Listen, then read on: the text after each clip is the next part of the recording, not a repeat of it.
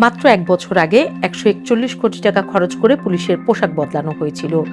সেই পোশাক দেখে সোশ্যাল মিডিয়ায় ট্রল শুরু হয়। খোদ পুলিশ সদস্যরাই বিব্রত হয়ে পড়েন। পুলিশ সার্ভিস অ্যাসোসিয়েশন আনুষ্ঠানিকভাবে পরিবর্তনের আবেদন করে। শেষ পর্যন্ত প্রজ্ঞাপন জারি হয়েছে, আবারও পোশাক বদলাবে পুলিশ। শুক্রবার পুলিশ মহাপরিদর্শক মোহাম্মদ আলী হোসেন ফকির স্বাক্ষরিত এক প্রজ্ঞাপনে বলা হয়, পূর্বে নির্ধারিত আয়রন রঙের শার্টের পরিবর্তে জেলা পুলিশ ও অন্যান্য ইউনিটের সদস্যদের জন্য গাঢ় নীল রঙের টিসি কাপড়ের শার্ট নির্ধারণ করা হয়েছে। মহানগর পুলিশের ক্ষেত্রে শার্ট হবে লাইট অলিভ রঙের টিসি কাপড়ের। এছাড়া কফি রঙের ট্রাউজারের পরিবর্তে খাকি রঙের ট্রাউজার নির্ধারণ করা হয়েছে।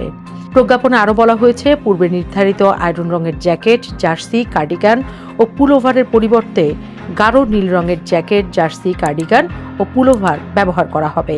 তবে মহানগর পুলিশের জ্যাকেট হবে লাইট অলিভ রঙের।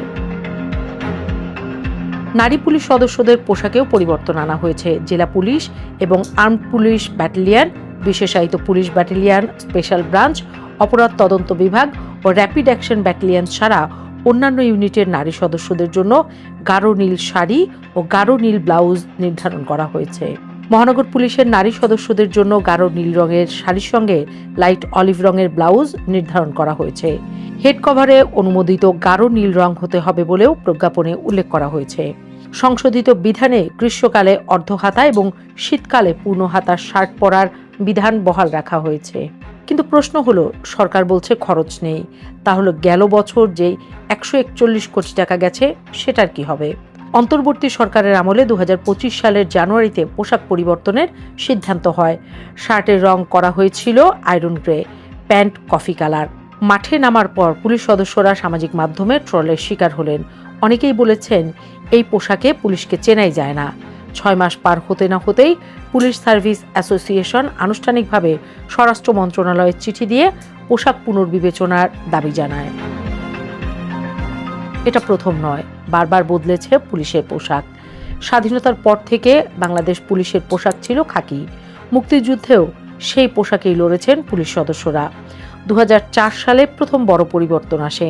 মহানগর পুলিশকে দেয়া হয় হালকা জলপাই, জেলা পুলিশকে গাঢ় নীল।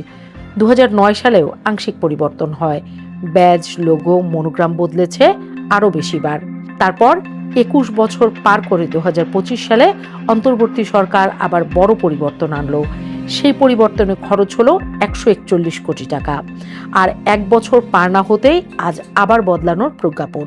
বিশেষজ্ঞরা বলছেন, পোশাক পরিবর্তন নয়, পুলিশ বাহিনীর মানসিকতা পরিবর্তন জরুরি।